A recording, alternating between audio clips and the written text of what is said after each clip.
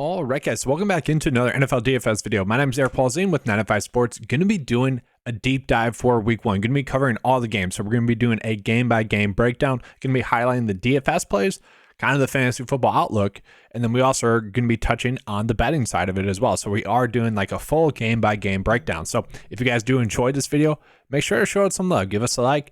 If you're not subscribed yet, make sure to subscribe.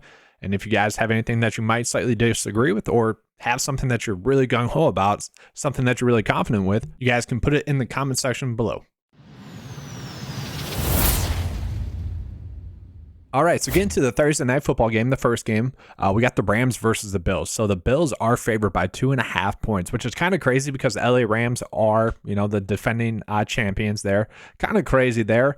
So the total of this game is around 52.5. That's the over or under. Money line for the Bills is minus 135, and the money line for the LA Rams is plus 115. So for me, just right off the bat, I do think the Bills at 2.5 are going to be the team that I like betting wise. If you wanted to go that route, looking at betting picks, I do like Devin Singletary anytime TD plus at plus 140. And then also, like, if you do think the Bills are going to win, and if you do think Devin Singletary is going to win, and obviously I'll lay out these reasons at the end, then I like this bet: Singletary plus Bills win at plus 280. Looking at Darrell Henderson as well for the LA Rams, I like him for any time TD at plus 310. I think that's a great value there. Probably one of the better values that we'll get this week. So that's enough of the betting preview. Let's get into kind of some news and notes for the Buffalo Bills. Tre'Davious White for the Bills, most likely going to be out. Now they got Dane Jackson there. The rookie Elam, they could be good. We don't really know. You're replacing OBJ with Allen Robinson for the Rams. For the Bills, you brought in Von Miller, and obviously used to play for the Rams, and they replaced him with Bobby Wagner. So a decent amount of turnover, I guess. It should be a good game, but I wouldn't be surprised if the under of that game hits, because I like these defenses, and I would kind of just go that approach, I guess, betting wise. But let's get into this game. So just kind of looking at it, I do really like Devin Singletary, especially if you are looking at it from like a showdown slate. He's the fourth highest priced Bills player on that slate. So maybe that'd be the route that you'd want to go with him on that slate. I don't mind the price point on it for the 16-game slate, but I want to attack this game much more of a showdown slate. Obviously, Devin Singletary really took off at the end of the year last year, and I think that's going to be the norm, at least for the start of the season. I think he is just one of those solid running backs, and then really until James Cook could prove himself to be kind of that passing down back, Devin Singletary will be kind of the workhorse, and I'm putting that in quotes, like maybe 60% of the snaps, but the fact of the matter is Devin Singletary really looked good last year, and this offense kind of really took off to another level once Devin Singletary got acclimated to that offense. During the final 6 games, he had 6 touchdowns, scoring over 16.6 DK points in all those, except for the last game where he scored 15.1. So obviously still pretty good stuff there from him. We have gotten word that Isaiah McKenzie is going to be healthy and active for this game. I mentioned on the previous showdown video, if you guys haven't watched that, check it out, that I would like Isaiah McKenzie if he played in this one. And if he sat in this one, I actually really like Jamison Crowder. But Isaiah McKenzie is going to be active in this one. So with that, I do like him a lot. Showdown-wise, at 4.4 on this slate, on the 16-game slate, there's no real reason to go out of your way to play him. Okay, there's better value plays out there. There's better plays right at this price point that you can go with on this slate. Fine play, showdown-wise. Full slate-wise, not something I want to go crazy with. From there, I don't love Diggs too much. He's fine. Like Gabe Davis, also fine. Like one of those two are going to have a good game, obviously. I just feel like we're kind of guessing. And for like a full slate wise, I don't really want to chase that too much. Once again, there's safer and cheaper plays that I like a little bit more. Obviously, either of them can go off. Dawson Knox, still a little bit priced up for me there. Don't love that. Tyler Higbee, I don't mind. I expect him to have a TD surge, I guess, this year compared to last year where he just wasn't scoring touchdowns. Does he get started off on the right foot? I don't really know. The plays on the LA Rams that I actually do like the most are going to be Darrell Henderson. If you look at the showdown slate, he is so much cheaper on the showdown slate, and that's where I would attack him. Like you got Cam Akers at 8K and you got Darrell Henderson at 4.8 on the showdown slate. We see on this full slate, they price corrected here. The salaries came out 2 weeks apart from each other for both of those slates. So definitely can take advantage of that. On the showdown slate. And I bring that up because Darrell Henderson is going to be like the 1B in this offense. It's going to be Cam Akers and Henderson. Now, sure, Cam Akers might get the first crack at it, but we've seen when Darrell Henderson is healthy and active, he he does look like the more dynamic back, I guess, if you will. He's the big play back, okay, where Cam Akers is the consistency back, I guess, if you will. They're going to use both of them, okay? So showdown-wise, Darrell Henderson makes a lot of sense. And betting-wise, I actually don't mind Darrell Henderson to get over 15.5 receiving yards. It's not that hard for him to do, okay? I don't mind that. I actually like Darrell Henderson to score an anytime TD at plus 310. I also like Devin Singletary to score anytime TD at plus 140. I do think the Bills are going to win, so you could do Devin Singletary plus a Bills win at plus 280. Okay, those are bets I like on this slate. And then just going over one other play here for showdown purposes. If you guys are playing showdowns, I don't mind Mr. Shoulder Neck. And that's for the people that watched the previous showdown exclusive video that I came out with last week. Oh man, I looked it up. Ben Skronik. There we go. I don't mind him. So Van Jefferson most likely going to be out on this one. And I think we've seen with Sean McVay is that he was keeping his starters out of the preseason. He doesn't want to play them. The fact that Skronik here sat out during the preseason kind of tells me that Sean McVay sees him as their receiver number 3. And if that's true, on the showdown slate, he's a value. I don't think you have to play him on this full 16-game slate, but he's someone that I don't mind, okay? So, okay, we'd be forcing some of those plays. So to recap real quick, Bills, I like to win. Devin Singletary, I like to score a touchdown. Darrell Henderson, I like to score a touchdown. Darrell Henderson over 15.5 yards. My favorite plays on this game are going to be Devin Singletary, Isaiah McKenzie, Darrell Henderson. Now moving on into the next game, we got the Saints versus the Falcons. And guys, I do want to make these kind of faster paced videos, okay? Once again, if you guys enjoyed this video, please give me a like and subscribe. That does help out the channel a lot. We're growing a lot, and I appreciate that. So getting started in this game, just looking at it, we got the Falcons expected to lose by 5.5 points. The over and under for this game is not that high. It's 42.5. Okay, that's pretty low. Looking at kind of the game preview for it, so the Saints finally have all their starters healthy, and good to go. So you got Jameis Winston healthy. You got Kamara ready to go. Michael Thomas apparently ready to go. We'll have to wait and see on that one.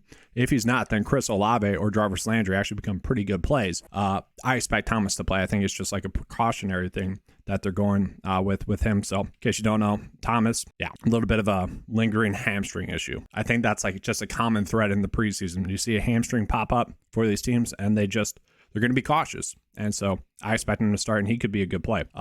Looking at the receiver matchups for Jarvis Landry, maybe Chris Olave, Michael Thomas, you got AJ Terrell, who's pretty good, and Casey Hayward, that are both pretty good cornerbacks there. And then just looking at the Falcons' weaknesses on defense, they're rushing and pressure, okay? So they're not going to get that much pressure on the quarterback. That means Jameis Winston should have time to throw the ball, but mostly like Alvin Kamara should be able to have a good game in this one. So kind of just takeaways just off of that preview are going to be, quarterback could be a good play, okay? But Alvin Kamara should really be an easy play in this one. He should smash in the spot. Now looking at on the Falcons side of the ball, new additions to the team are going to be Marcus Mariota, Drake London, and then Tyler Algier, the rookie running back, who I kind of think that Tyler Algier, and I'll just pull him up here, not for DFS purposes, but just for your guys' purposes, I think he has a great chance to be this year's Elijah Mitchell. Previous years, James Robinson. Previous years, Philip Lindsay. Way back in the day, Terrence West, okay? Where, these not sought after running back plays, who they just get in the correct situation, they're very productive in college, and they're just solid players, okay? They're going to produce pretty well for you, okay? Where the situation matters, that's why Elijah Mitchell going into San Fran was kind of an easier sleeper pick last year. Tyler Algier went into a correct situation. Okay, you got Damian Williams there, who no one cares about really. Then you got Patterson, who Patterson is expected to take on more of the role that he was in last year at the start of the year rather than the workhorse running back. So I don't mind him for season long. If he's available on your waiver wire, you might want to pick him up before week 1 actually starts, because he has a chance to be that, I don't want to say workhorse running back, but he has a chance to be a nice solid running back play, whether that's in 5 weeks from now,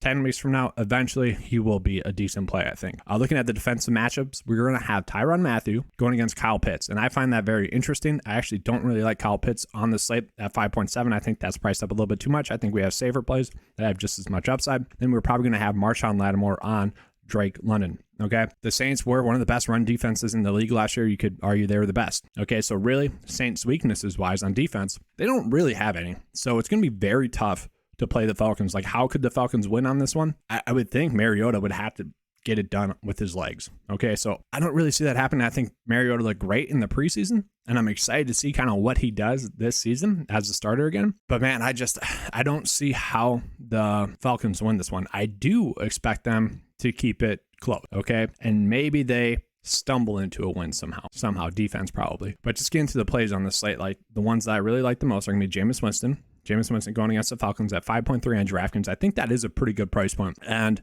I put on the write-up here that'll be available for you guys after this video is posted. I'll have that in the comment section below, is that I do think that the Saints are going to be ready to unleash Jameis Winston. Okay, part of last year, I think the weapons were just not that good. The receiving corps sucked. The tight end, I mean, you had Tyson Hill playing a little bit. Tight ends were a disaster. You had Alvin Kamara. That was basically it. So I do think it made sense to be very conservative with Jameis Winston throwing the ball. I think with Michael Thomas back, with Jarvis Landry there, who can get open, I don't want to say it will now at this point of his career, but we know he's a guy that can get open. And then Chris Olave there, like that's obviously a big improvement. And then you still have like some like Marquez Callaway there, who's the receiver number 1 last year as a receiver number 4. Then you got Alvin Kamara there, healthy, ready to go. Like this offense should be much improved. And if it is, Jameis Winston at 5.3 in this matchup is one that I do like. Okay, that's one you could easily attack going against the Falcons, who weren't the best at guarding quarterbacks. The one play I think I really like on the site, and the play that I got a lot more, has been Alvin Kamara. Alvin Kamara against the Falcons last year just lit it up. Alvin Kamara had 20 DK points against the Falcons twice last year. Okay, he tore it up. And given the fact that they didn't really address their weaknesses with stopping the run, I still really like Alvin Kamara. Okay, I think he's at a great price point, kind of priced down a little bit because of the potential for him to maybe sit or get suspended at the start of the offseason. We can take advantage of that now. Look at this. Look at all of his prices from last year. This is his lowest price point. Okay, that's crazy. This is a great matchup. We should take advantage of that price point. Then actually, I don't mind stacking Saints D with Alvin Kamara as well. If you want to do that, you can. Not the thing I'm going out of my way to do particularly too much, but I don't mind it. So real quickly, once again, Alvin Kamara, I do really love. Saints D, you can play them. Jameis Winston going to be a solid play. I do think the Saints are going to win, but I would just bet them to win. I won't bet against the spread or the over or under at all. Now we're going to switch up and get into the next game. We got the Indianapolis Colts versus the Houston Texans. Okay, so right off the bat, I do really like Jonathan Taylor over 98.5 rushing yards. Okay, last year, Jonathan Taylor had 143 rushing yards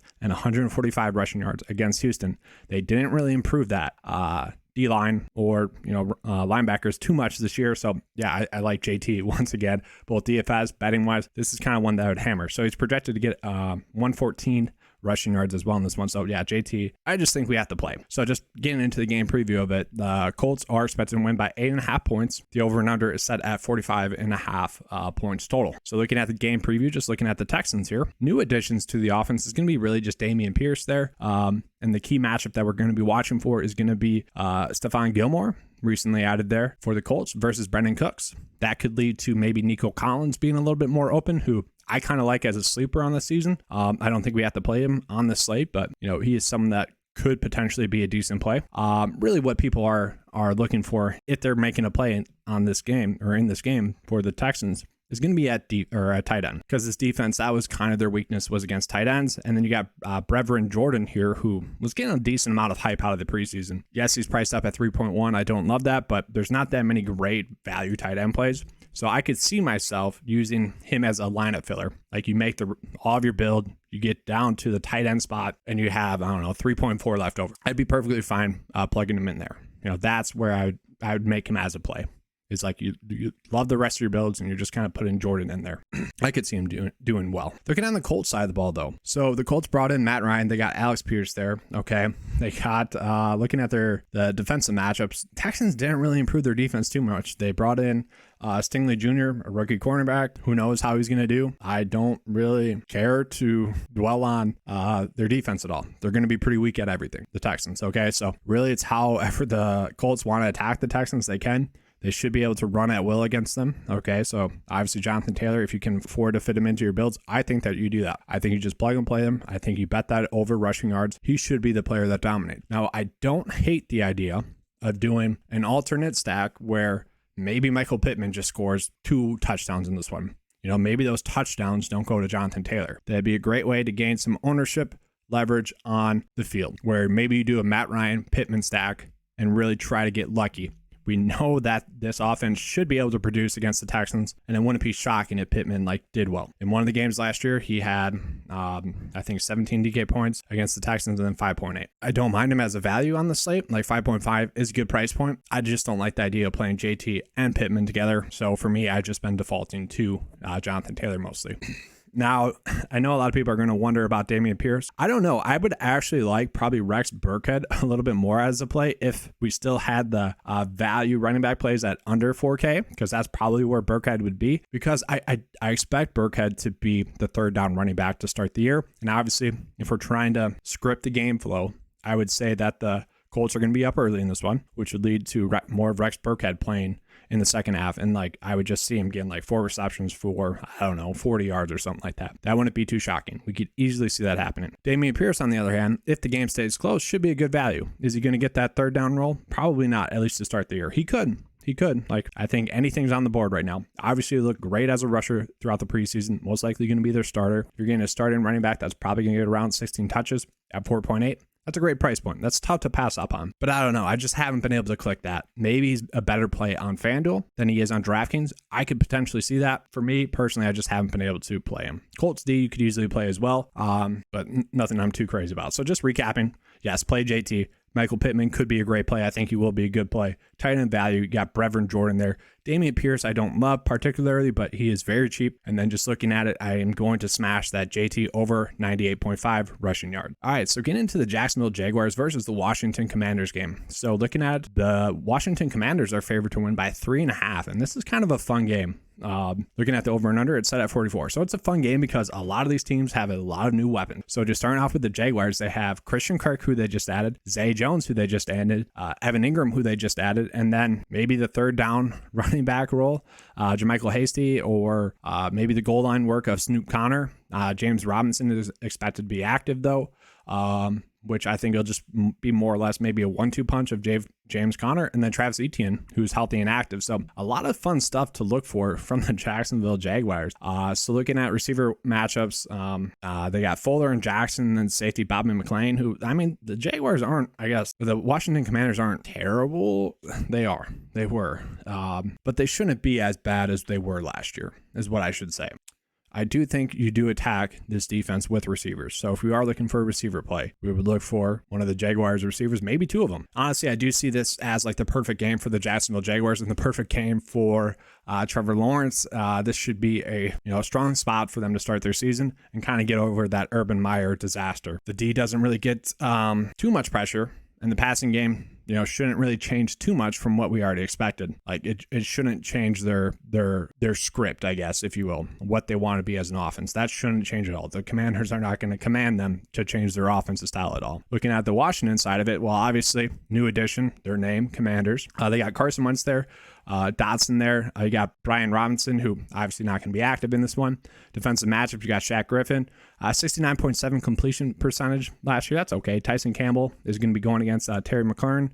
Terry T1 there, or not, F1 there, whatever they call him. Scary Terry, whatever. He was very inconsistent last year, so that kind of makes him a tough DFS play, although like he could easily go off in this one. I don't mind him for stacks, but he is priced up enough to the point where you got to be hesitant against it a little bit. This is a team that the Jaguars, who they did do poorly against receivers, so you do want to attack them via the receiver spot. So maybe Scary Terry, but I kind of like Dotson there as price point. Expected to be the receiver number 2 in this offense, even being out Curtis Samuel. I think this could be a good value on the site. 3.4 for a game that I think could kind of be a sneaky shootout. You go some of the Jags receivers, which I'll touch on, and then you got some nice value there as well. So I'll kind of show you guys how I would want to stack this game. And just kind of looking at the Jags deep, they don't really get pressure. Their corners are not that good. Now Washington should be able to score pretty much at ease, as long as Carson Wentz doesn't suck too much. So just looking at guys like Trevor Lawrence makes a lot of sense at his price point. If you want to play him, 5.6 is a great price point going against the Washington Commanders. Then you got Christian Kirk, who, if you guys have watched any of my videos thus far this season, I love Christian Kirk. Okay, 5.1 is just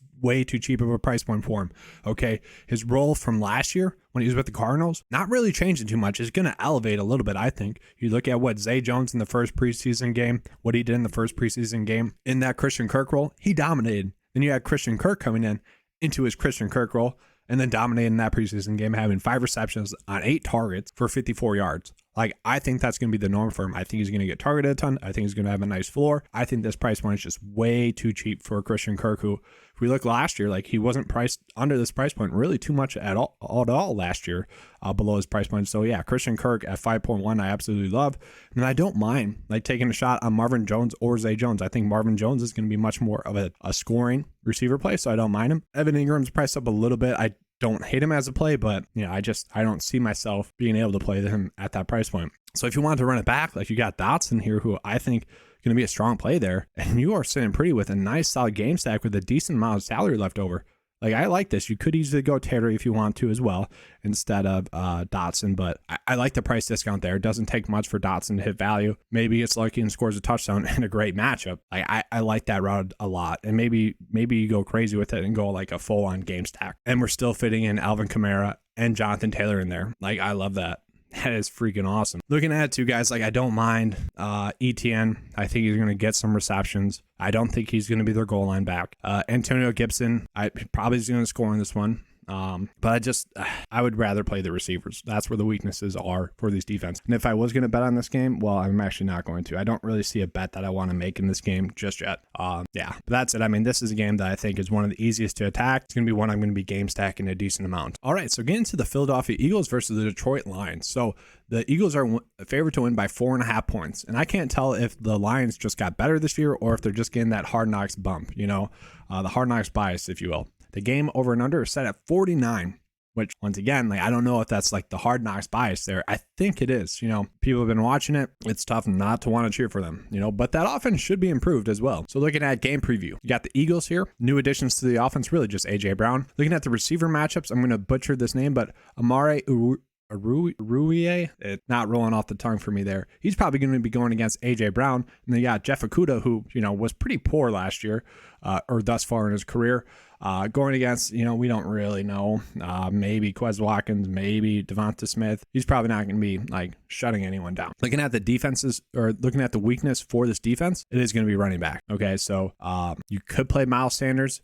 I think Boston Scott, the RB2 in this offense, decent value play. But you got Kenneth Gainwell there, who is basically the, we talk about 1A, 1B a lot. Kenneth Gainwell would be the 2B, and Boston Scott is the 2A, like kind of just pulling hairs there. Is Miles Sanders going to score a touchdown? We don't really know. But it wouldn't be surprising if one of the three Philadelphia Eagles running backs went off in this one. Looking at the Lions, new additions to the offense, not really anything noteworthy, just they're healthy. Swift is healthy. Jamal Williams is healthy. The receiver number 1 to start the year last year, Quintez Cephas, is healthy, which he's the receiver number 5 now. But I find it funny. You got DJ Chark is really the biggest addition to this offense. So you got Sam Brown, who's kind of I don't know if is their quote unquote receiver number 1. I could see that being like DJ Chark or him. I think that's going to be like a 1A, 1B situation. You got Josh Reynolds still there. He's pretty decent. You got Khalif Raymond still there. Decent. Like just a lot of the same players. They're just healthy now, which is great. Looking at the matchups, we got Darius Slay and Avonte Maddox. Okay, not great. Okay, I guess. Are they going to shut anyone down? Probably not. And I think the receivers would be the spot where you attack the Eagles as well. So the Eagles D, though, was good against stopping like deep passes, deep routes. But I think that sets up really well for the Lions receivers because that's not their offense. Their offense is not going to be a vertical passing game. It's going to be a horizontal passing game. So someone like Sam Brown could actually be a decent play in this one. Whereas maybe DJ Chark, who I guess he would be more of a longer play guy, maybe not as big of a game. And like maybe DeAndre Swift becomes appealing and like TJ Hawkinson becomes like I decently like the plays on this game for this slate. So just looking at it right now, Jalen Hurts you could play. I don't love Jalen Hurts. 6.8 is a lot to pay up for him for a guy that really did kind of struggle consistency-wise down the stretch of the season last year. Like, could he easily go for 20 DK points in this one? Probably. He probably will going against the Lions, but I do like one of the running back plays, and I'm trying to figure out which one I like the most. Like, it could be Kenneth Gainwell. Like I said, he was kind of the 2B thus far this preseason. A lot of people are expecting Kenneth Gainwell to be a nice, solid value running back pick, and then Boston Scott got the start in the second preseason game for them. So that leads me to believe that Boston Scott is the RB2 in that offense. Okay. I kind of like Boston Scott a little bit more. He's good in the passing game. He can be productive as well, like running the ball. I don't hate him. Like last year against the Lions as well, he had 18 DK points. Yeah, that was on 2 rushing touchdowns, but that kind of tells us the upside that one of these running back plays can have. And maybe finally Miles Sanders, who I think is going to be healthy in this one, maybe he finally gets like a long TD. We could see that happening. Not something I want to go crazy with, not something that I'm chasing. The play that I almost like the most is going to be Dallas Goedert at 4.5 on this slate. Like, this is such a great price point. He was pretty consistent last year. Sure, he had a couple of duds in there, but got targeted a ton, had a decent amount of yards. And at the tail end of the year last year, you can see 4 out of his last 5 games, he was a stud. Okay, he had one bad game against the Giants, but other than that, his lowest DK point total was 13.1. I kind of expect to see more of that. And at this price point, I do expect him to be able to 2x. Okay, let's see. Last year against the Lions, he had 13.2 DK points as well. Like, you know, we could easily see that happen again. So I do really like Dallas Goedert as a tight end play on the slate. But the problem with that is you also have TJ Hawkinson right there as well, who he is priced up a little bit more. And I guess that is my worry, is that Hawkinson is priced up $500 more. So why not just go $500 cheaper with the exact same play? I do like that a little bit better. But Hawk, another player that was highly consistent last year, a little bit more consistent than Dallas Goedert. So maybe that's where the price difference is coming from. But yeah, TJ Hawkinson, a pretty solid play here as well. You look at what he did against the Eagles last year, 11 targets, 10 receptions for 89 yards. You know, that was pretty solid there. So both of those plays are firmly in play. They're going to be 2 of my most owned tight end plays on this slate. And I also do really like DeAndre Swift. 6.8 is a lot to pay up for him, but we saw him really have games last year where kind of broke the slate. Like if he goes for 20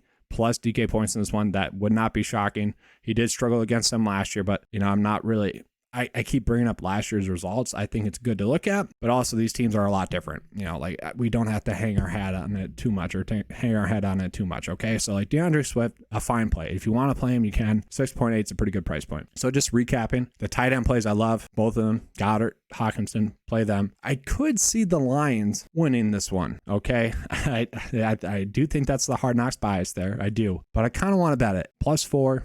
Right now, and to win they're +165. I kind of like that. I don't know. Let me know what you guys think about this game. Is it a Hard Knocks bias or the Lions for real? I'm curious because I don't know if I'm having bias there. All right, so switching up, we got the New England Patriots versus the Miami Dolphins. So the Patriots are not favored to win. Okay, the Miami Dolphins are favored to win by 3 point. The over and under is set at 47, which, you know, it's okay. Looking at the game preview, new additions to the Dolphins offense is going to be Chase Edmonds. And then they also brought in Tyreek Hill, obviously. So Tyreek Hill is there as well. So 2 kind of nice pass catching options there. Looking at matchups for the receivers, you got Devin McCourty probably going against Tyreek Hill. You got Mills, Peppers, Duggar, Phillips, a bunch of other quarterbacks that they're going to work into the defense there for the Patriots. They're kind of just going to stay fresh at the cornerback spot. Looking at the weaknesses for the New England Patriots, it's really just running backs slightly, and then underneath route. Okay, so really my takeaways from this are that Chase Edmonds at 5.2, you know, someone that already catches a decent amount of passes, someone that had a, you know, decently productive season last year, lead running back for this offense. Like I could see him being a decent kind of price down play for you. You know, if you're playing, I guess, receivers, targeting receivers, you already have your RB1 and you need to find an RB2, you're at this price point. You know, I don't mind Chase Edmonds. I think he's a much better play on FanDuel, actually, which is kind of weird.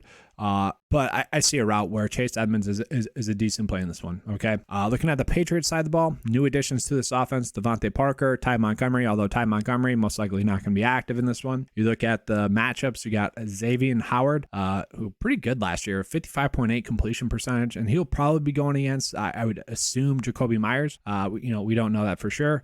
Looking at the weaknesses for the Patriots last year, or looking at the defense, looking at the weakness for the Dolphins last year was kind of the running back spot as well. About the same though across the board. Like I wouldn't really call it a weakness. They just don't really have a terrible weakness or great strength. They're just a solid defense. So the way that the Patriots would win this one is, well, they would have to play good defense. Their offense would have to do well. That's general right there. But I bring that up because a lot of the beat reporters for New England are saying that they do not like this offense. They are not excited about this offense. And I kind of get it. Like we'll see. I think Devontae Parker and Henry have they're kind of TD dependent plays for us on the slate. You do have kind of the revenge game narrative, I guess, for Parker on the slate. The save plays for the Patriots are going to be Damian Harris and Jacoby Myers. And that's just kind of because of their price point. So Harris had 5.7. Obviously, you need him to score a touchdown, but he was very consistent last year because he had a lot of touchdowns. Like if they get by the goal line, he's going to be the guy that's most likely going to score a touchdown unless it goes to Parker. And that's where maybe we see, well, we are most likely going to see Harris's touchdowns go down. But I don't think it's going to be because of Breandre Stevenson. I don't think it's going to be because of Ty Montgomery or a different running back in that offense. I think it's going to be because they're throwing the ball a little bit more in the red zone to Henry and Parker. Like, I think that's a big reason why they brought in Parker. But looking at, like, Jacoby Myers does make sense as a play. He's priced down very cheaply for a guy that was extremely consistent last year. He is the receiver number 1 in this offense. Look at what he did last year. Like, not that many games below what would be at least 2x at this price point. Solid player, okay? Could Kendrick Bourne, who are all priced down a decent amount, could they have a good game? They could as well. Like, shoot, not terrible. If Ty Montgomery was active, which he's not, I don't think he's going to be, he would have been an okay, like, risky value play because it is not expected. There's a chance that he falls into that James White role. And, like, if he got 7 DK points in this one, like, that really wouldn't shock anyone, in that role, a couple of third down receptions. Wouldn't have been shocking. Looking at Chase Edmonds, like, just touch on a little bit more. Like, he's the only, like, cheap running back play that I feel really good about, at least thus far. Like, that's below, 5.5, because I do think he's going to get around, maybe, let's just say 14 DK points or so. Like, I just see that happening. He did average 11.5 DK points last year.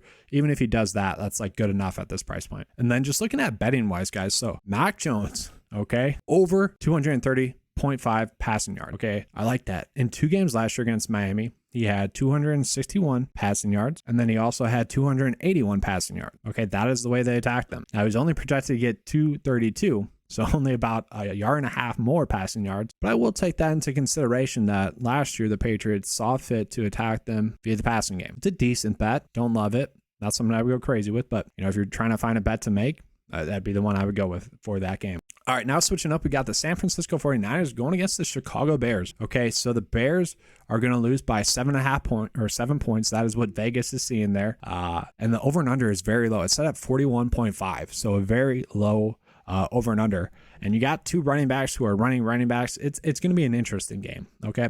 Looking at the Bears, like, new additions to the offense, a bunch of receivers, I guess. We don't really know which one it's going to be for the Bears as a receiver number 2 because they are all banged up. Okay, you got EQ there. You got Byron Pringle there. You got Jones there. You got Pettis there. Sharp would have been, but he's injured. Harry, like, everyone is new for them there, but we have no idea who's actually going to be active for the Bears. So maybe once we figure that out, we can decide who we want to go with. It is kind of expected that EQ here is going to be the receiver number 2 in this offense, which A, is ugly, but B, man, at $3K to get a receiver number 2, it is somewhat appealing. I don't think he's talented, so I don't really want to go with that. I think we're actually going to see someone like David Montgomery be used in the passing game a little bit more. And I actually really like his reception yards total. His receiving yards total is set at 15.5. Okay. Last year, he hit the over that 9 out of 13 games last season. Okay. He's projected to get 29 receiving yards in this game. Like, David Montgomery should get used a decent amount in the passing game in this one because I think he's going to be kind of their, I guess,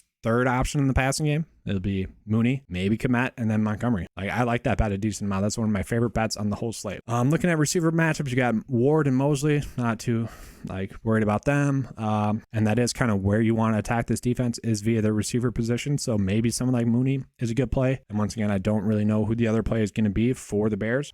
Just kind of my takeaway for the Bears is David Montgomery and Mooney have to have good games for the Bears to be relevant in this game. Now, I do think that both of them are going to be able to hit value just given their price points. Like, if Montgomery goes for like 14 DK points, not going to be shocking. I do think he's going to get a decent amount of work in the passing game, so I don't mind that. Darnell Mooney, at 5.7, that's just a cheap price point for a guy that was just targeted a ton at the end of the season last year and a guy that's expected to be targeted a ton once again this year. Like, I think they're both going to be quality plays.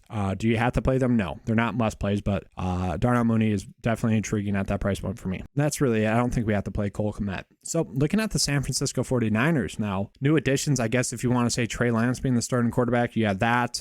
You have Gray, Danny Gray, who I actually think is a great like deep ball passing option. You got Price and Jordan Mason as well, who, let's say Elijah Mitchell got injured. I do think it'd be Jeff Wilson, but I kind of like Jordan Mason a little bit more than I do Davis Price, which is weird. But I do think if you are drafting like a handcuff running back in this offense, just so you guys know, I do think it's going to be Jeff Wilson. I think he's the RB2 in this offense. Like last year, he doesn't do anything in special teams. Okay, so He might not be active on game day, but if Mitchell were to get injured, it would be Jeff Wilson being the RB2 in that offense. Just throwing out there so you guys know that. I know some reports have kind of been all over the place with that. I would expect it to be Wilson. And then kind of a battle between Mason and Davis Price as to who would be active for that game. Well, they probably both would be, but like who's better in special team. Okay, so looking at it, looking at the defense for the Bears last year, they gave up the worst or highest QB rating to opposing QBs. So like I think the Bears defense improved a lot this offseason. I think they're one of the better defenses in the league, which that's just a weird thing to say. And let's just say they're one of the more underrated defenses in the league. They're the most underrated defense in the league. Let's just go with that. Okay. I think they could, do decent. Like they could stop or prevent maybe Debo and Ayuk and Kittle, Mitchell from like absolutely going bonkers. That's really what I'm trying to get at. It's like these plays might not be as appealing as they typically would be or as they seem on paper. But I still do like, if we're looking at the Niners players, guys, I do really like George Kittle at 5.9. Like, sure, George Kittle, he was very inconsistent last year, had 3 massive games, and that was really it. But I don't think that's out of the equation. Like, if George Kittle is in the GPP winning lineup next week or this week, that really won't shock anyone. Like, 5.9 is a cheap price point, okay? And it's really just, where do the Niners want to attack the Bears? Okay, is it with George Kittle? Which I think we could see that. Could it be with Brandon Ayuk? I think so as well. 5.2 is a great price point for him for a guy that was very consistent through the final stretch of the season last year. Okay. He's very cheap as well. And if you want to look at some narratives as well, apparently him and Trey Lance are buddy there. Okay. This might be a small dosage of Matthew Stafford, Cooper Kupp last year, where people are trying to figure out, is it Robert Woods or Cooper Kupp? I'm not going to say that's going to happen. I'm not going to say Brandon Ayuk is going to become Cooper Kupp this season, but it wouldn't shock me if he has a good season. Okay. And it won't shock me if he has a good game. Like, this is a good enough price point where you could play him if you want to. If you're maybe trying to do a game stack, which I wouldn't suggest, you could though. Debo Samuel, I do kind of expect to still get those touchdowns that he had last year. Like, I do expect him to kind of be running the ball a decent amount this one. Heck, it was in his contract. So like, I don't mind him. I do think he's priced up a little bit too much for me. I don't like Elijah Mitchell in this one. And I will say, like, Danny Gray, I know some people have already commented that they don't really like this, but Danny Gray, they drafted him to be a deep ball threat. If he catches one pass for 50 yards or something and a touchdown, like, would it be surprising? Somewhat, but like, that's what they drafted him to do. So like, if he did that, like, it wouldn't be too shocking to me. And I think that's kind of how the offense is going to be designed. Like, we'll take a couple of these shots with Trey Lance, and that's kind of how he sees the field right now, is long to short. Like, I could see that happening as well. So an okay, I guess, game. I don't want to even say game stack, if you will. I'm not saying do that, but these are kind of the plays I'm looking at in that game. All right, so moving on into the Cleveland Browns versus the Carolina Panthers game, the Baker Mayfield revenge game. And honestly, guys, just right off the bat, like, this game could go one of two ways for Baker Mayfield. And we've seen this happen a bunch. Like, when he has that revenge game, it's either one of his best games or it's one of his worst. Like, I think it just comes down to him playing more aggressive, And so could that be 3 touchdowns? It could be. Could that be 3 INTs? It could be. Like, all those are within the realm of possibility. And like, if I had to choose, I might go with the under for Baker Mayfield at 220 passing yards. And like, obviously the Browns know how to defend him as well. I don't know. Like, I'm curious as to like, what are your guys' thoughts on Baker Mayfield this week? Is he going to light it up or is he going to suck? I'm leaning towards him sucking. Like, the Browns know how to play them. Baker's going to be playing aggressively. And if the Browns can play into that, like, kind of bait him into some plays, I could see Baker struggling. Now, just looking at it, new additions for the Cleveland Browns. You got Amari Cooper, I guess a little bit of Jacoby Brissett there as well. They got some backups in there as well, but those are the 2 main ones. Okay. Defensively, the Panthers don't really have a weakness. They were a pretty decent defense last year, so not something you're going crazy with. Like, I don't really like anyone in the Browns, really. Like, I just don't see myself really targeting anyone in this game. So looking at the Panthers side of the ball, new additions, they got Baker Mayfield there, and I do think Deontay Foreman is someone worth mentioning, because I do think they brought him in to take some of the goal line work away from Christian McCaffrey, try to keep him a little bit healthier, taking on less bumps and bruises. And maybe that'll just be for third downs or whatnot. I do think Foreman's going to alleviate a little bit of that for him this season. Okay, so like, it wouldn't shock me if CMC isn't as fantastic each week as he had been in years past. But really, I don't like anyone or like any bets in this game. Like, this is just kind of a stay away game. Sure, it might be fun to watch, but I just don't see the point of playing anyone in that game. So we get into the Baltimore versus the New York Jets game, which I actually really do like. So the Ravens are projected to win by 7 points via Vegas, and then their over and under for the game is 44.5 total points in this game. So honestly, guys, right off the bat, I think just betting the over in this game is an approach that I want to go with. I don't really love either of these defenses, and I think the offenses both have enough weapons to the point where they're probably going to score more touchdowns than that, more points than that. Okay. And really, I think it's going to come down to both teams are going to get into the red zone. It's just, are they going to be scoring touchdowns or are they going to be scoring field goals? Looking at the Ravens side of it, like new additions, not too many as well.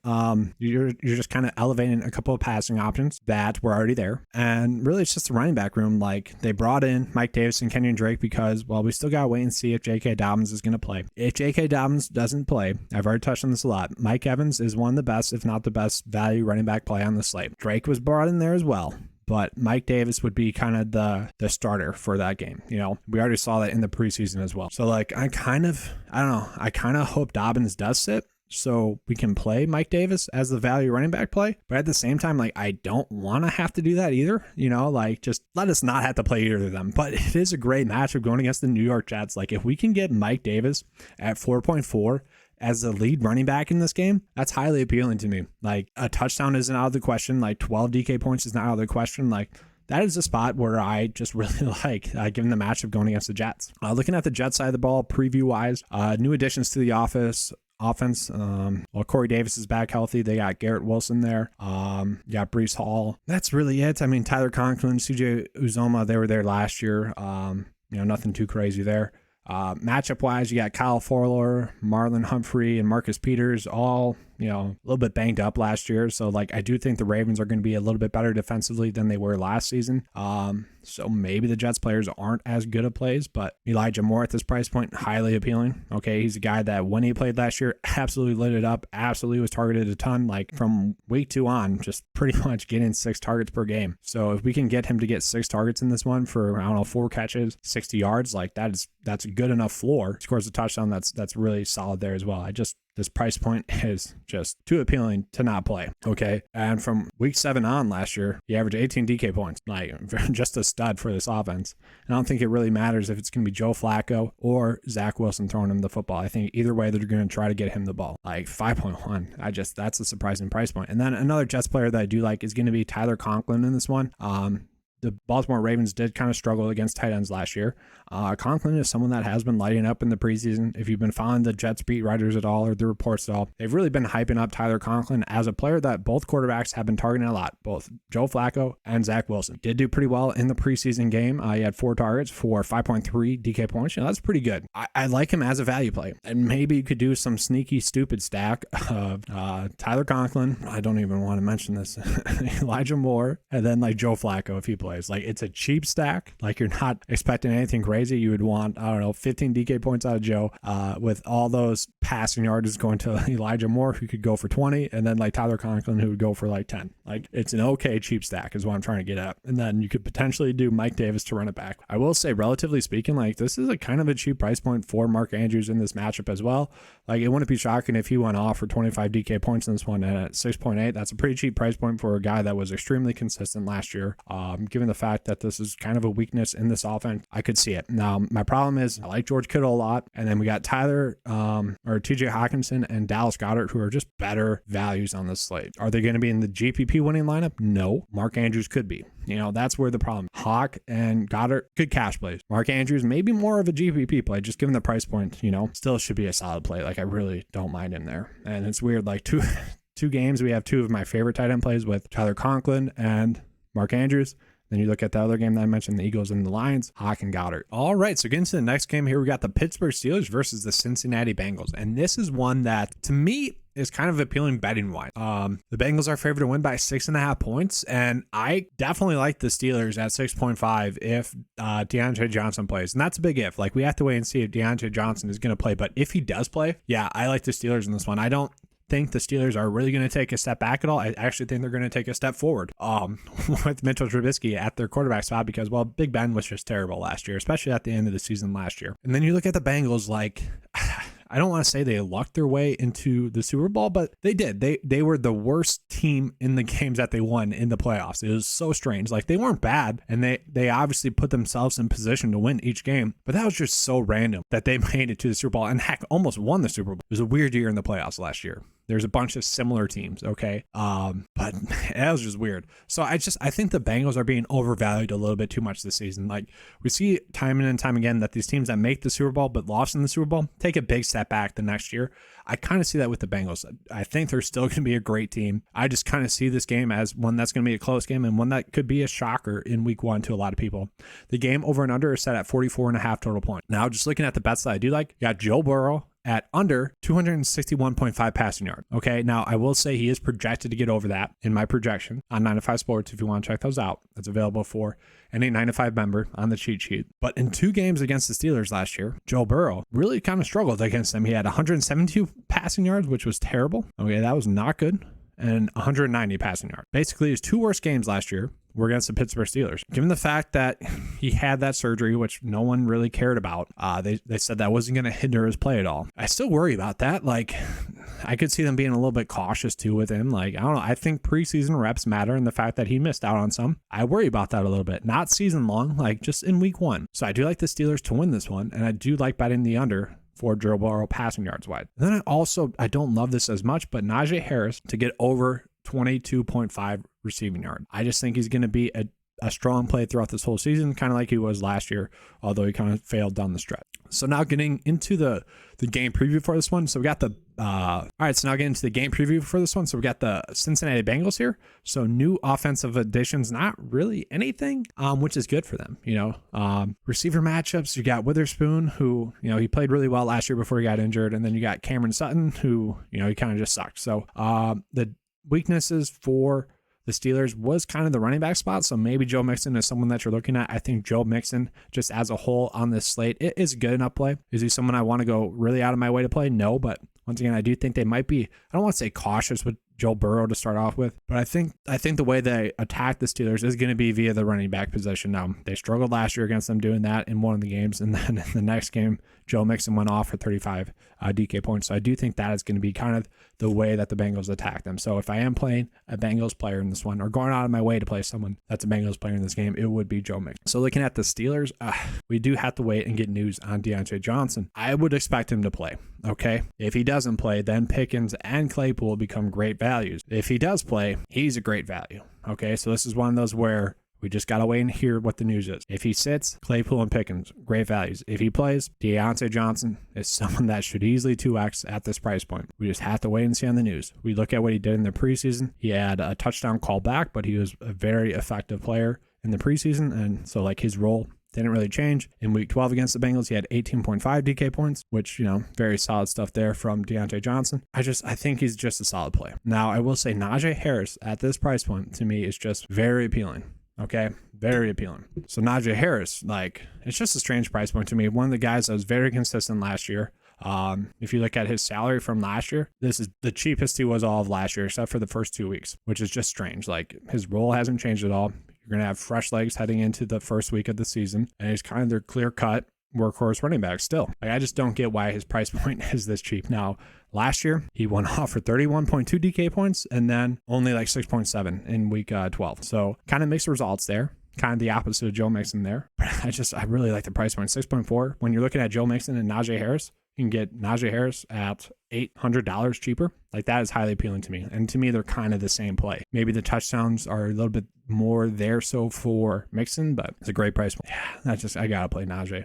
All right, so now getting into one of my favorite games on the whole slate. That's going to be the Green Bay Packers versus the Minnesota Vikings. And no, it's not just because I'm a Packers fan, okay? But I do really like the Packers in this one. So I will say the Packers are favored to win by 1.5 points. The game over and under is set at 48. I would hammer this over and under at 1.5 points if Aaron Rodgers had just played a little bit in a preseason game. Because the last 2 week ones, he has come out looking sluggish, looking slow, okay? Not as sharp as you would want him, not as sharp as he'll be in week 3. I still like that. I still think the Packers are going to win. And I kind of think the Vikings are going to have a year in which they kind of take a step back. Now, their offense should be better, but I think their defense is still going to be worse. And I think in a sense that maybe with the offense being more effective, the defense gets less time to rest and teams can score against them a little bit easier. Defense gets tired and whatnot. I could see that happening. I will say, though, Adam Thielen, his over and under receiving yards is set at 49.5. Okay, I like that a lot. with the defense giving a lot of attention to Justin Jefferson. And yes, Rasul Douglas is most likely going to be covering Adam Thielen, and maybe Jari is going to be covering Justin Jefferson. I just think that the matchup for Thielen is the one that you would want to attack the most. And last year, Adam Thielen had 82 receiving yards against the Green Bay Packers. I just like that a little bit more. And at his price point on DraftKings, he is firmly in play. I will say as well, Aaron Rodgers over and under passing yards, guys, is set at 256.5. Last year against the Vikings, he threw for 288 in week 17, and then in week 11, 385. Okay, the Vikings didn't get much better on defense. You got Patrick Peterson there. He's pretty old. Cameron Dantzler there. He had a good season last year. He's okay. They drafted a rookie cornerback who apparently sucked. Like, the defense didn't improve. Last year, the Vikings defense gave up the fourth most passing yards to opposing QBs. Aaron Rodgers is projected to get 285. Now, sure, we don't know who those passing yards are going to go to. Are they going to go to Aaron Jones? Are they going to go to Randall Cobb? Are they going to go to Sammy Watkins, Christian Watson, Romeo Doubs? Notice I left out Alan Lazard. He's currently kind of questionable right now. Is he going to go to him? Robert Tonyan expected to be back in week 1. Is he going to go to him? We don't really know. We could see that being fully spread out. But I do think at the end of the game, 256 passing yards total is too low for that. So I would hammer that in. So just looking at kind of the Green Bay preview here, they got Christian Watson there, new additions, and then Romeo Doubs. They also have Torrey there, who I don't mind as well. They're expected to get Robert Tonyan back as well. Okay. The defense really sucked. The Vikings defense really sucked against running backs and receivers. And there's so much value for the Packers, even with Aaron Jones. If you want to play him, you could, but you got AJ Dillon there, very cheap, 5.3.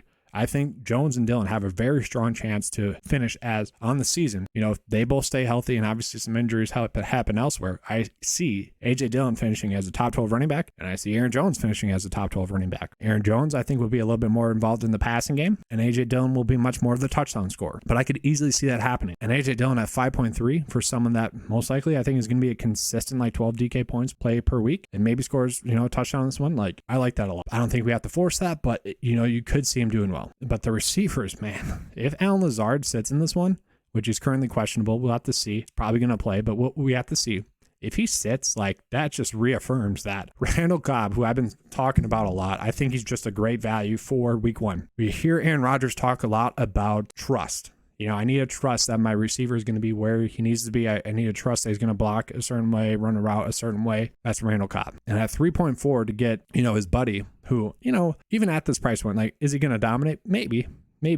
Most likely not. But, like, he's not going to hurt you, I don't think. I think 7 DK points is probably going to be what he gets. 3.4, that's not great, but, like, it's not hurting you at all. This is a play that won't hurt you, and I think it's going to be a play that only gives you upside, especially if Alan Lazard sits. But then if Alan Lazard sits, you got Sammy Watkins at 4.7. That's super cheap. You look at what he's done the last, 3 week 1s. He's lit it up. It's like averaging 13 DK points per game. I don't mind that. And they got Romeo Doubs, who obviously probably the one rookie receiver that everyone's been hyping up a lot. At 3K, that becomes interesting. Christian Watson, most likely back. He's priced up though. So you stay away from him. It's just an intriguing play here. There's so many ways you can stack it. So let's just put it out there. We'll do Aaron Rodgers, and I think you could even do Aaron Jones. I do think he's going to get the ball to him a lot in the passing game. I think that's just going to happen. You got Randall Cobb, you go Dobbs. Weird stack, but it could work out. And then you would run it back with someone like Adam Thielen, who I think, is going to be a decent play.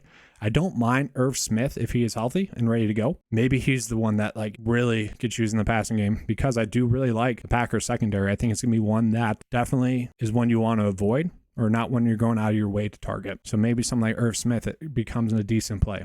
I don't mind Dalvin Cook, but 7.9, that's too much. I don't think he's going to return the value that you want on this slate. So it's just an intriguing way to go about maybe making a cheap, unique stack. It's definitely a game that I think you want to be targeting. All right, so getting into the next game, we got the Chargers versus the Raiders. The Raiders are expected to win by 3.5 points, and the game over and under is set at 52.5. So this is one of the games that you really do want to attack. Right off the bat, I do think the Chargers are going to win this one, but I'd much rather just bet that at minus 190. Looking at the game preview, new additions to the Los Angeles Chargers.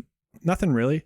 They don't really have any key contributors just yet. Maybe Spiller eventually down the road. Matchup-wise, I don't think we have to worry about the DB matchups. The weaknesses for the Raiders last year was the running backs. So Austin Eckler, I think, is firmly going to be in play. Austin Eckler last year really just dominated against the Raiders as well. We look at what he did in Week 18, 28.9 DK points. He absolutely dominated them. A lot of that was due to receptions and whatnot, but we look at what he did in Week 4. A lot of that was in the rushing game, and he only had 15 carries, 32.5 DK points. Austin Eckler on the slate at 8.2 is just one of my favorite plays. Like, you could go, if you're really trying to get crazy on the full slate, Austin Eckler, Kamara, JT, I think those would be the 3 running backs I'm going on my way to play the most. Could you play Keenan Allen? Could you play Mike Williams? You could. But if you look at the Raiders DBs, they did do pretty well. You got Rock Yassin. I probably butchered that cornerback's name. I apologize. He was pretty good. You got Nate Hobbs, who will most likely be on Mike Williams. Pretty decent. Like, I would much rather just play Austin Eckler and kind of keep it simple there. Looking at the Raiders, the new additions to the Raiders. Okay, you got the Devontae Adams, obviously, and then you got Zamir White, who I think Zamir White, obviously they liked enough to like Kenyon Draco. Amir Abdullah is going to be a decent third down back. Brandon Bolden's a great special teams player, but I think Zamir White, maybe at the end of the season, could be a name we're looking at. They like him there. He's a big body, could get some goal line work. No, I don't mind him. One of the interesting matchups in this game is going to be Bryce Callahan versus Hunter Renfrow. And maybe just because of that, you don't go crazy like with this game. Like, I don't mind Josh Jacobs as a price point, 6.3. Like, you could see him like hitting at this price point. 6.3 is a cheap price point for him. He's a guy that consistently scored over 10 DK points last year. Like, very consistently. One game under 10 DK points last year. At 6.3, he doesn't have to get over that too much. Over 10 DK points too much to get value. He averaged 15.7 DK points last year. He had 25.4 against the Chargers, and he also had 10.7. Like, he should be a safe play. Now, we don't know exactly what this offense is going to look like. Is Josh Jacobs going to be like Damian Harris in the Josh McDaniels offense? Probably. But I do think his chances to score a touchdown on this one are going to be pretty good, because this is where you attack the Chargers is via the running back. And the only other maybe sneaky value play I like in this game would be Josh Palmer at 3.8. Expected to take that receiver number 3 role. Could he get to value? He could. But just nothing you're going like crazy. Obviously, you need a lot of 3 receiver sets if he hits value. All right, looking at the New York Giants versus the Tennessee Titans. The Titans are favored to win by 5.5 points, and the game over and under is set at 43.5. Now, I will say right off the bat, I do like the Titans to win this one at that 5.5 spread. And I will say Ryan Tannehill, his over or under passing yards is set at 207.5 passing yards. I love that. I'm attacking that. I'm betting the over there. He's projected to only get 215 though, so I'll put that out there, but he had over this projected passing yards total, 12 out of 18 games last year. And that was with bad weapons. That was with weapons that were injured. Obviously, Derrick Henry wasn't there. A.J. Brown was injured. Julio Jones was injured. At least his weapons this season to start week 1 are going to be healthy. So I think the chances of him getting over that current over and under is a lot more likely than maybe the data that Vegas is pulling in for that, because of, his passing weapons being injured last year. Like, I just don't think they're taking that into account with that. So I like that. That's one of my favorite bets on the slate. So just looking at new additions for the Tennessee Titans, you got Robert Woods there, obviously receiver. You got the rookie receiver, Treylon Burks, okay? And he is someone I'm excited about. And you also have Kyle Phillips, who Kyle Phillips just throughout camp was gaining a lot of hype. He is someone that they said was always open and making plays. And then tight end wise, you got Austin Hooper there as well, who apparently has some good chemistry with Ryan Tannehill. Like, there's a possibility that maybe we get a sneaky stack there with the Tennessee Titans. Maybe, I don't want to play Tannehill, but maybe you go Tannehill, Woods, and Burks. I don't know. Like, you could. Like, there's a route where you could do a Titan stack, but really, obviously, the play in this game is going to be Derrick Henry against the Giants, a game that they're already favored in to win. I think he's going to be healthy enough. Like, is he going to get 20 touches in this one? I mean, probably going against the Giants. That's what I would do if I wanted to beat the Giants. But my thing is, like, with CMC, with Derrick Henry, I kind of just want to see it. Okay. So like DFS wise, I'm probably staying away from Derrick Henry, especially when you get Austin Eckler at $400 cheaper and Alvin Kamara at like $1,000 cheaper. That's more appealing to me. And then on the flip side, that same thing is going to be with Saquon Barkley, but I don't think you would have been playing Saquon anyways in the slate going against the Titans defense. I was pretty good against running backs. The weaknesses for the Titans defense is going to be at that receiver position. Okay, that is where you'd want to attack them. Now, Christian Fulton played well for the Titans last year, and then Caleb Farley, who, was good, only played 3 games last year. So on paper, the Titans should be a little bit better. But the one receiver play that I love the most is Tooney, guys. Like, how is he priced at 4.1 as the Giants' clear-cut receiver number 1 when he's healthy? Like, that's just crazy to me. You look at the targets that he got last year when he was being treated as receiver number 1. Insane when he was healthy. And that's the biggest question. And yes, I realize that's why he is priced this low, because he's never healthy. But you look at the start of training camp, he was the one player that was getting a ton of hype, was always getting open. He was the one player that the beat reporters were going off on in a good way. 4.1 for Kadarius Toney on this slate going against the Titans. That's highly appealing to me. Like 8 targets, 12 DK points, firmly in play. If we get news that he's just like 100%, I'm going to be playing him, because it's just the right move at 4.1, especially given the news that Sterling Shepard most likely out. Kenny Galladay not really trying at all. Like, the average just not there. We've seen the videos. Wendell Robinson, a rookie, receiver. And if Tooney does sit, like Robinson, probably a decent value as a whole, like at 3K. Probably is someone you're looking at, but I want Tooney. If he plays, I'm just hammering him. All right, so now we're moving down into the Kansas City Chiefs versus the Arizona Cardinals. One of the best games on the slate in terms of stackability. It really is. So looking at it, the Chiefs are favored to win by 4.5 points, and the over and under is set at 53.5 in this game. So I honestly might bet the over still. Like that, I still might bet the over on this one. This is a game that I really like, okay? Yes, you have some new additions for the Chiefs. You got MVS, Isaiah Pacheco, who might be a thing here. You got Juju and Sky Moore, okay? Marco Wilson and Braylon Murphy, cornerbacks for the Cardinals, weren't really good last year, so you can definitely attack via receivers, and that's what the slate comes down to figuring out. It's like, which receiver is going to be the receiver number one in this offense? Everyone's kind of expecting Juju to be the receiver number one for the Kansas City Chiefs, and I kind of agree with it. You know, he still did get targeted a decent amount in Pittsburgh last year. You just get him behind Deontay Johnson, who's clearly better. It's tougher to get him the ball. I honestly don't know. Like, I like using him in a game stack at 5.2. Like, he could easily be a stud play. Well, Cole Hardman, everyone seems to have different opinions on him. Either they love him or they hate him. I don't know where I fall with that. Like, could Hardman finally step up into a bigger role? He could. Like, I could see him getting 15 DK points this one. You could play him if you want to. Sky Moore, the rookie receiver, obviously they brought him in for a reason. They like him. You got Travis Kelce at 6.6.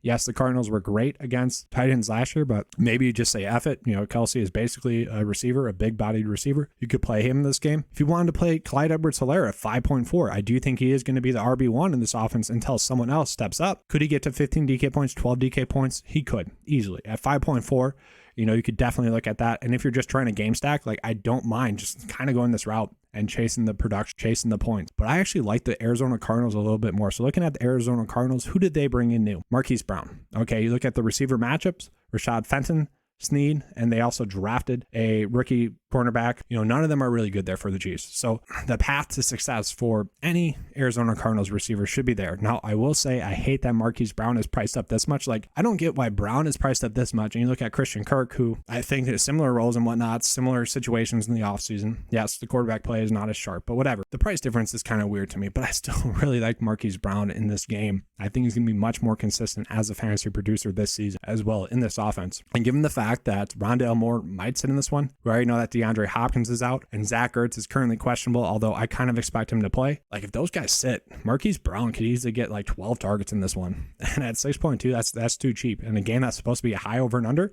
that is just too cheap. I could easily see him like breaking the slate as well. Let's just say Rondale Moore does sit, then AJ Green is pretty cheap as well, who was pretty consistent as a fantasy producer last year. You know, he did have some games in there that were duds, but if he is the second passing option in this offense at 4.6, you know, obviously we like that. That'd be huge. Then you look at James Conner. I think he is priced up a little bit too much, priced up to the point where I don't think we can play him, but you could easily do a full-on game stack in this one, chase those points, and this is where I'm testing this theory out this season that I've always kind of had. It's if you just attack the one game that has the highest over and under, that is the most stackable, the easiest one to stack, is it going to cash in a cash contest? And I would say so. Like, this is a pretty solid build.Maybe we go Kyler Murray instead of Patrick Mahomes at the quarterback, and maybe a different running back here or there, but like, I don't mind this route. I mean, really, all the receivers are going to be firmly in play for the Cardinals, and then Juju's the one that I like the most. All right, getting to the second to last game on this slate, the Sunday night game. We got the Tampa Bay Buccaneers versus the Dallas Cowboys, okay? The Buccaneers are favored to win by 1.5 points. The over and under is set at 50.5 points. Okay. Personally, I kind of like the Cowboys at 1.5 plus 1.5. I think they could win this one. It's just tough. Like, this is mostly just a stay away. Like, if I had to make a bet, it would be on the Cowboys, but I don't really love either team too much. The reason why I like the Cowboys more is they didn't change too much offensively. Like, they added Jalen Tolbert. Obviously, Cooper's gone. Gallup needs to be healthy and active. And if he is active, which he has a chance to play in this one, then I like the Cowboys a little bit more. No, he's confirmed out. He is confirmed out as of Monday. Okay, so never mind. He's out. So that does make me like them a little bit less, I guess. Yeah, I don't know. I haven't figured this out yet. I'm doing this on Tuesday. This is the Sunday night game. I don't know if I would want to bet it too much. But looking at it, the Bucs defense was, their weaknesses were with receivers and tight ends. So maybe you look at someone like Dalton Schultz for the Dallas Cowboys. At 5K, that is a little bit too much. Showdown-wise, though, you might have to play him. Showdown-wise, it does make a lot of sense, and I think they're going to lean on him a little bit more. Showdown-wise, if you have to go with Tony Pollard as as well, you could. I think he's going to get used a decent amount in the passing game as well. Like, that'd be the route I go showdown wise. Full slate wise, I just don't really see a play in this one. Maybe a little bit of Tolbert, but like, I just don't see the point of that. Looking at the Bucks, the problem with the Bucks that I have is that they just have a lot of new faces in there. They got Russell Gage, Julio Jones, and then you got a new kind of tight end, whether that's Cameron Brate, who's been there, and Kyle Rudolph. Looking at the receiver matchups, Travion Diggs, he was good. A lot of people say he's overrated. Probably true, but he still had a good year. And then you got Anthony Brown, who, decent enough year as well. The problem with the Dallas Cowboys is last year, they had a weakness at every single position, okay? Running back wise, they're all right. And so maybe we don't use Leonard Fournette, but that means like Mike Evans is firmly in play. Is Chris Godwin going to play? We have to check that. He might play. We have to see. Russell Gage, is he going to play? We have to see. If those two sit, yeah, sure, you could play Julio Jones. I just don't think we have enough injury updates for this game just yet to really go gung-ho about. All right, so getting to the last game on the slate, we got the Denver Broncos versus the Seattle Seahawks, the Russell Wilson revenge game. You got the Broncos that are favored to win by 6.5 points. The over and under for this game is set at 42, which I kind of like betting the over, but I also kind of like betting the Broncos to win, and even covering that spread. So looking at the Broncos, the new additions to their offense is really just Russell Wilson, the quarterback. Good for him. And I do think this is a buying opportunity for Javonte Williams in this game at 6.3. Apparently he's supposed to get a little bit more work. The real play here would be the fact that Seahawks are probably going to be up in this one, which is going to lead to a little bit more running. But I guess you could argue maybe Melvin Gordon gets a little bit more work than as kind of the backup running back. That's tough to say. It really is. But Javonte Williams, I do like as a play on the full slate. I think he could just have like a week one that he just smashes as like the lead running back here to kind of just cement his spot as like the RB1 and like as a workhorse running back. I think we could easily see that. And honestly, like, you could play anyone in this game thus far. I do think Russell Wilson to Courtland Sutton this year is going to be something that we want to attack. Tight end wise, I don't really know. We have to wait and see if Alberto is going to play. His usage the preseason was weird. Like, it seemed like they wanted to get Dulcich as the guy in there. Okay, so like something weird's happening there. So maybe you don't play Alberto and maybe just go Sutton, Judy, and maybe even Javonte Williams and Russell Wilson. Just kind of do a full-on game stack. And I don't hate that because I don't hate the Seahawks offense, which sounds weird. Look at their new additions. They brought in Drew Lock. He's not going to start, so it's going to be Geno Smith starting. But they also brought in Noah Fant, who I don't mind Noah Fant for showdown purposes, full state-wise, not someone you're going crazy with. So is Geno Smith going to struggle in this one? Most likely. He most likely is. So like DK Metcalf, Tyler Lockett, probably not players that you are playing. Okay. Running back wise, though, I don't mind Rashad Penny. Okay. I do expect Rashad Penny to get a little bit of work in the passing game if needed, but are the Seahawks going to be playing from behind? They probably will be. So we might see a little bit more of Travis Homer than we thought. So like, full slate, I like Rashad Penny as a play, but like showdown wise, I actually don't mind Travis Homer, who should be the clear cut passing down running back because he's a very dynamic running back. You get him in the open field, he can make defenders miss. So showdown wise, I actually don't mind Travis Homer as a play. Once we get to Monday night, I'll obviously make that video for you guys, but he could be someone that we put in play. And then I don't mind Noah Fant. I do think Noah Fant would be a decent play. I don't want to say the offense is going to run through him, but I think he is going to be a focal point of this offense as well. There's a reason why they went out of their way to trade for him and not someone else for the Broncos. All right, that is all I have for you guys. It was a long video. Hopefully you guys enjoyed it. Hopefully you guys took notes along the way. This was the first time doing this long type of video. I hope you guys enjoyed it. Hope you guys got a lot out of it. If you did, let me know. This is something I can trim down in the next weeks as well. Just kind of let me know what you guys like. This is typically my process. So each and every week highlighting this stuff, figuring out which plays I like, writing them down, and making the player from there. All right, that's all I have for you guys this weekend. As always, let's keep passion.